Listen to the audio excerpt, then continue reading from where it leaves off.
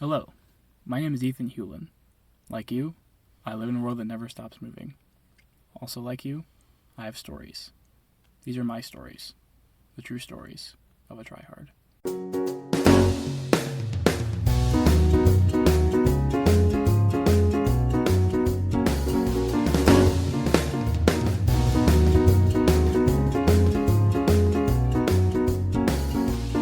Welcome back to True Stories of a Tryhard. I am Ethan Hewlin, and this week I'm probably joined by the most special guest I've had so far. She is an amazing person and my girlfriend. Please welcome Cienna Maere. Hi. So, this week's topic is very special to me because it's become increasingly important over the past year. It's just been a big help with my anxiety in general, and Cienna has a lot of experience with that, so that's why I'm having her here. Yeah. This week's topic is meditation and breathing exercises. So, Cienna, can you tell the people what your experiences are with that? I mostly use it for pain reasons, but I do it like twice a day, like once in the morning and once when I go to bed. But I do different ones, so I have one called color breathing, and I do a different one that's just like simple that you can do like if you're in a classroom and you're taking a test, or I don't know, if you're like in the movie theater and something's freaking you out or something like that. So, yeah. How did that start? Like, how did you discover that that was like a possible solution to what you were going through? My therapist actually decided that that would be something that would help me. And then I had a pain management team, and one of the doctors on that team also recommended it. So they each taught me different ones, but I use both of them in my everyday life. That's different from my experience. I mainly use it like before I go to sleep every night. I actually use an app. I wish they would sponsor me, but as of right now, they don't. It's called Headspace, and I would Yeah. highly recommend Headspace to anyone who wants to get started with meditation and breathing exercises. They make it very, very easy to get into that, because otherwise it might seem like an unapproachable topic. And Headspace, if you're listening, I would love for you to sponsor me. Definitely. But that's neither here nor there. So for your pain, I mean, I already know about this, but can you educate our listeners on your condition? I have something called amplified musculoskeletal pain syndrome, or we call it AMPS, or it's also called complex regional pain syndrome, CRPS. But basically, the nerves in my body overreact to pain and stress, so it causes me like extreme pain in like certain places, or it can be like my whole body. So it's just me trying to figure out how to displace the pain or calm myself down, because stress is a trigger for it. So, yeah. Where does it affect you most of the time? Most of the time it's my right forearm. It feels like somebody like stabbed me there at my worst. So I thought it was your whole right arm. yeah, for the most part, but like on my really bad days, it's literally just like right at my elbow, basically. Okay. Yeah. So, can you like recall when you first started experiencing that? I honestly remember that night like it was yesterday. I was doing my homework, and all of a sudden my arm really hurt, and I couldn't figure out why.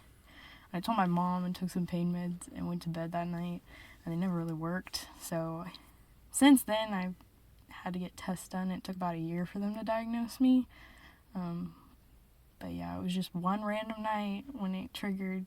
They think I got tendinitis, which triggered it. So, yep. Have you met anyone else who has it?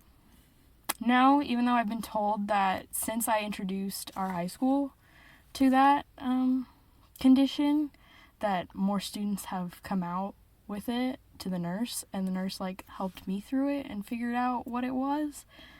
So we were kind of both being educated on it at the time, so now she knows how to help other students because of me. So apparently there were other students in our high school that had it, but I never met them or anything. I feel like your condition in particular doesn't really get a lot of attention. So like how many people, or do you even know like how many people have this? It's funny, I just looked it up yesterday. It's rare, and I think it's also kind of up and coming because I think people kind of look at it like it's all in your head and you're not really in pain, and so I think a lot of it goes undiagnosed anyway. But it said under 200,000 cases per year. Really? So yeah, if you look it up, it says it's a rare condition. So Well, I guess you're 1 in 200,000 then. apparently. You said your therapist recommended that to you. Like, tell me, like beyond like helping out with this, with that particular condition, how has like being able to meditate and do these breathing exercises helped you? My anxiety, for sure. It helps me center myself when I'm super anxious. The little breathing that I can do throughout the day, and then just waking up and doing it just puts me in the right headspace to go about my day. Just calming down and yeah, I can do this, and moving on. So it's definitely helped me anxiety-wise, for sure. Now, I know you've told me this story before, but can you tell our listeners about the speech you gave about this? Oh, in high school? Yeah. Yeah, I had to do, I think the report was something. It was I think it was a This I Believe speech. Something I believe in. And I did it, I believe in breathing, and then more specifically color breathing, which is the one I use the most. But yeah, I basically gave a speech that taught people how to use it and really brought to light how meditation can really help anyone. You don't even have to be diagnosed with anything or diagnosed with anxiety. We all go through stressful times, and so I really believe that everybody should know how to meditate, or just concentration breathing in general can really help anybody in any situation, honestly. See, I found out about meditation and knowing how to do it through my mom, because my mom had started doing it while she was going through a really hard time, because one of her friends at work had told her hey, meditation is a very helpful and useful thing to do. And with the recent changes that have been occurring in my life, I've needed to do it a lot more. Yeah. And now I only do it once a day. I only do it before I go to bed. But that helps my brain calm down, because it's been dealing with a lot of stuff throughout the day. And just, if I didn't do it, it would be very hard for me to go to sleep every night. Yeah, it's kind of like telling your brain, it's okay, we're done, it's the end of the day, time to go to sleep. Yeah, and it's just become part of my routine.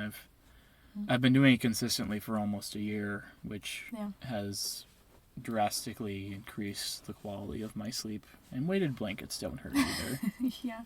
I know you really want one. I know, I'm jealous of your weighted blanket. Oh, you'll get one day. Someday.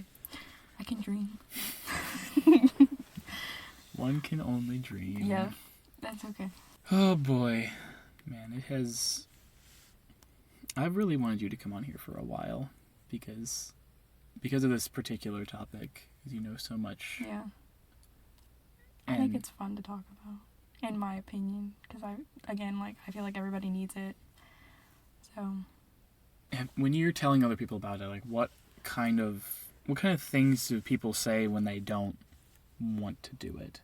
I mean, a lot of people are just well, I don't have anxiety, or I don't have depression, or they think it's just a diagnosed mental illness or physical illness you need to do it. And I'm just no, do you have a test that you get worried about? Well, yeah, duh, everybody gets worried about a test. And it's just well, this will help you drastically. You'll see a difference, and it'll help focus your mind, and you'll feel really good going into that test instead of freaking out about it. And I mean, you're still gonna have some anxiety, but everybody has some stressful points in their life. Nobody goes through life without stress. So I think everybody should have it, diagnosis or not. I would definitely agree with that, and it's taken a while for me to realize just how important it is, because I didn't want to do it at first because I was in that camp. I didn't think I needed it. Right. I thought as is the case with a lot of my life, I thought I could handle it. Right. Yeah. And like it was more of a pride thing than anything else, which really set me back. But now I realize that it's not about having it all together. It's about knowing how to talk to yourself and telling yourself we need to focus. Yeah. I mean, two things about that. Like, one, I think people are afraid they're going to get judged for doing that in public, which the one I learned to use throughout the day is so small that literally nobody's going to notice. And number two, like, I think people think it's a sign of weakness if they admit to doing that. And my therapist put it really well. It's not a weakness. It's like a toolkit. You're just pulling out a tool to fix something. But, I mean, people don't want to admit they're fixing anything. But it's just like a toolkit that will you get through life, I guess. Yeah. And I do have do you have like an emergency breathing exercise that you do? Because I was taught that if it's extremely stressful, that you can just bust out this one breathing exercise that I do.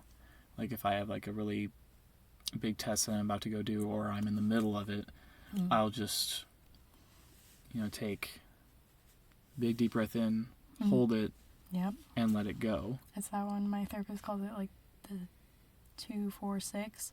So you breathe in for 4, hold for 2, out for 6. Yeah. And it's something literally nobody will notice because you can do it with your nose and then like open your mouth a little bit and nobody's gonna notice. Yeah, I've done that actually during some of my harder tests this semester. I'll just breathe in, hold, breathe out, and just even doing it just before I go into a class that I'm particularly nervous about is very, very helpful.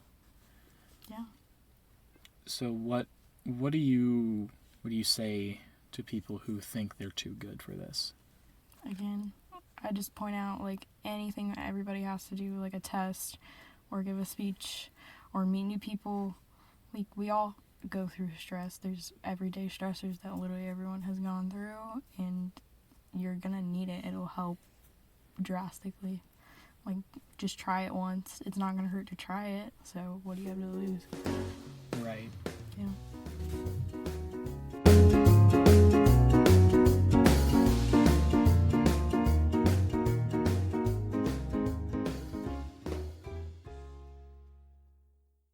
Hey, it's me, Ethan, here, checking back in with you, your podcast host, your friend and neighbor.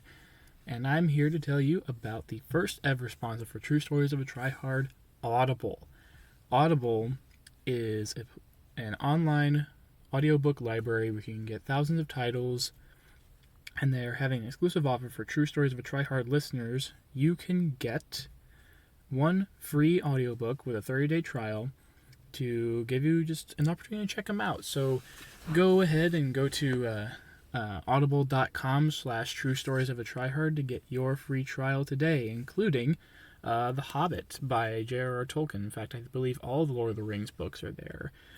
You can get Crush It, Why the Time Is Now to Cash In on Your Passion by Gary Vaynerchuk, which has been a very inspiring book for me. That's on Audible. And when you have nothing else to do, or you just want to chill out for a while, put on an audiobook and let your mind be whisked away to somewhere different or improve yourself, check out Audible and use my code so you can get your free audiobook today. And now back to the show.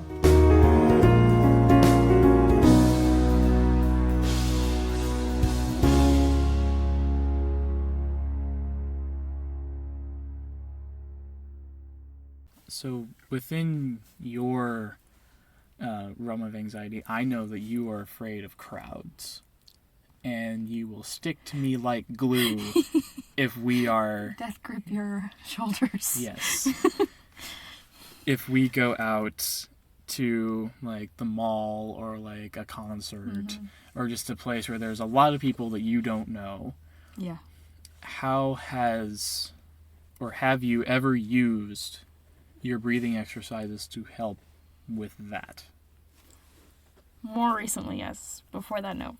But I've come to see, like, it's hard because my brain just immediately goes into, like, panic. Mm-hmm. So it's hard to, like, process anything or even think straight or even, you know, like, think logically, like, hey, breathing helps. Let's do that. But, like, so it took a while for me to really get over that hump and actually start doing it. But now I think it's kind of, like, burned into my brain. So, yeah, as soon as I, like, start freaking out, I do breathe. It doesn't help a ton, but it focuses me a little bit more. Can you tell me about one of those times? I think I use it a lot when I'm leaving church. I just have to, like, breathe and be like, it's okay. We're good. We're fine. Because obviously you live farther away, so I don't have anybody to cling on to at church. So. I mean, you have some of our other friends out there with you. Yeah, but I don't think Noah really does touchy-feely. So it's just kind of me on my own, getting through it on my own. So the breathing, I just focus on that instead of the people. So it helps my brain not panic as much. And by the time I know it, I'm, like, out of it. So, yeah. When did you realize that it would be helpful when covering that particular situation? I just needed something else to think about.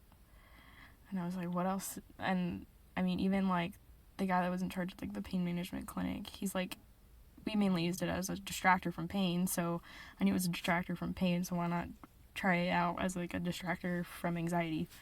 And it worked, so. So, is this, like, a recent, like, how recent is this development? Like, within the past couple months? In, like, 6 months. Really?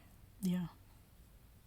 I thought you'd started using it before then because, like... I used it for other things, but not that in particular. Like, again, it was hard to make my brain, like, think logically in those situations because they freak me out the most. So I'm literally just like, get out, get out, get out. And now I have to learn to, like, change it where it's like, okay, breathe, breathe, breathe instead. So yeah, for me, it's not necessarily crowds. It's just meeting new people that I have to center myself because I'm just afraid of judgment. I don't know about you, but I'm afraid of judgment from people that I've never met. Yep. But what I've come to realize is that most people aren't outwardly expressive about how judgmental they're being. No. Which helps. And most of the time they're judging themselves and not you. They're thinking about themselves more. So. Yep. Mm-hmm. Has your experience in dealing with crowds gotten any better? Probably not, really. I mean, I've distracted myself, but, like, it's always going to be something I'm afraid of, and it's always going to be something I struggle with. Well, I mean, you've had some pretty big victories when it comes to that recently. You went to a football game. Yeah. With people that you don't know. Yeah. If I want to do something enough, I'm going to just do it, crowds or no crowds. So. It's just about the determination. Yeah. If I want it bad enough, I'm going to do it. As is the case with a lot of things. Yeah. Basic. So for those of us who don't know, can you walk us through, like, how color breathing works? So you pick 2 colors, and one is, like, your calm color. So, for instance, my calm color is blue. And then you pick another color that you don't necessarily like or that stresses you out. And for me, that's red. So pretty basic. And then you just imagine your whole body is filled with that stressful color just flowing through you, like through your head, through your arms, through your leg, through your torso, just flowing through you. And then you think of your calm color and you breathe in through your nose. And you have to imagine that you're breathing in that calm color. So I'm breathing in that blue air, and I'm letting it, and you start from, like, your toes and move all the way through your body. So it's kind of like muscle relaxation, too. Mm-hmm. So you breathe in through your nose, breathe that blue air in, and watch it in your mind flow down to your toes and replace that red air. And you blow with your mouth out, and you blow all that red air out, and you continue throughout your entire body. And you can do like certain places that you feel have more tension or more stress kind of held in there. You can do those multiple times and just take your time with it. Like, it's not something like you do really quick, but it's kind of focusing your mind on something else, and you're watching that stress just leave your body and your calmness filling your body till, like, at the end, your whole body would essentially be flowing with blue air, and you're, like, super relaxed and super calm. I've actually done something similar with my meditation sessions. I don't call it that, but the concept is the same. Yeah. Because, you know, when I'm laying out on my bed and I'm being walked through these exercises, they'll say like imagine a beam of sunlight coming in through the bottom of your feet and just filling up your entire body and just letting go of, you know, all the darkness that's within you. Yeah. And that has been super powerful for me, because before I started doing this, I would wake up sore a lot because my muscles would just be tense. And, you know, when I'm asleep, you know, your brain's not really focused on doing what's best. It's more focused on like repairing things that are going on and just making sure you fall into the REM cycle and making sure you stay there. But that has been like my experience with that similar concept. And I've also done this thing called noting, where it's just like a self scan of realizing like what you're feeling, how you're feeling, how intense it is, and just softly noticing it. Yeah. Not going like jumping in and feeling that, you're just acknowledging that it's there. Yeah, and that's like what you can do with like the repeating certain places is, you know, you hold certain tensions in a certain place, so you're acknowledging that it's there and you're gonna put a little more focus on it. Like, you can do breathing for that area multiple times, but eventually you're gonna get to that like calmness and not focus on it anymore. Well, I'm glad you could make it. Me too. I'm very happy that you're here. Thanks. But we are approaching that time. So Cienna, thank you for coming. Thank you. Thank you once again, listeners, for listening to True Stories of a Tryhard. You can find me on Instagram at ethan.t.hewlin. You can find me on Twitter at etphonehome. Those are zeros and the E's are threes. You can find the podcast on Instagram and Twitter at True Stories Pod. Cienna, where can people find you? At Cienna, Cienna 422 on Instagram and Twitter, I believe. You don't really use Twitter too much. No, I don't. But if you want to try, go for it. We just share memes with each other more than anything else on those two. Honestly, I literally got them because you wanted to send me memes. You're welcome. Thank you. We'll be back with more stories next week. So until then, this is Ethan Hewlin, signing off.